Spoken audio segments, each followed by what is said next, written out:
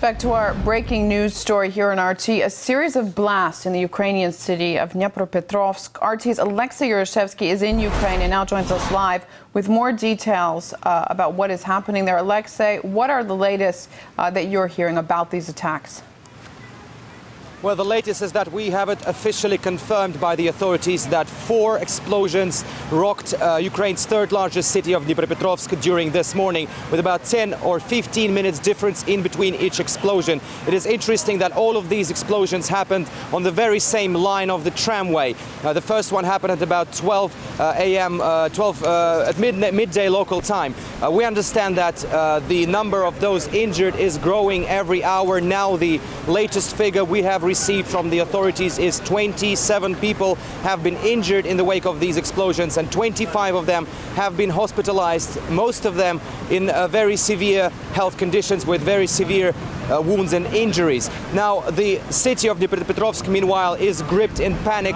We understand that, according to reporters on the ground, that people have locked themselves inside their offices. They're unwilling to go home. The management told them to stay there, fearing that there could be more blasts happening in the city. Some unofficial sources also report on the internet that as many as 10 explosions have been happening in the city, and also an unofficial source reported that in the morning a man called the police and said that 9 explosions will happen in the city of Dnipropetrovsk during the day.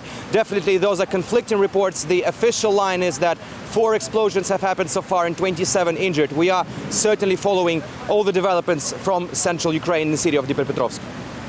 Alexei, this is not the first time this Ukrainian city has been hit by blasts, is it?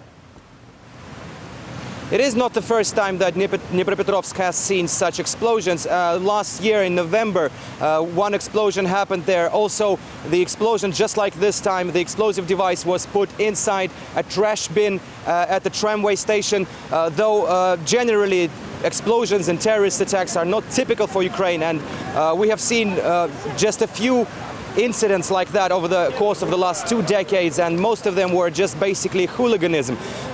Now the authorities are not certainly ruling out the possibility of a terrorist attack. In fact, we understand that the Interior Ministry has already started a criminal investigation on a terrorist attack, and we are waiting for any more news from the official sources on whether this is a terrorist attack and whether anybody would claim responsibility for the set of explosions in Dnipropetrovsk.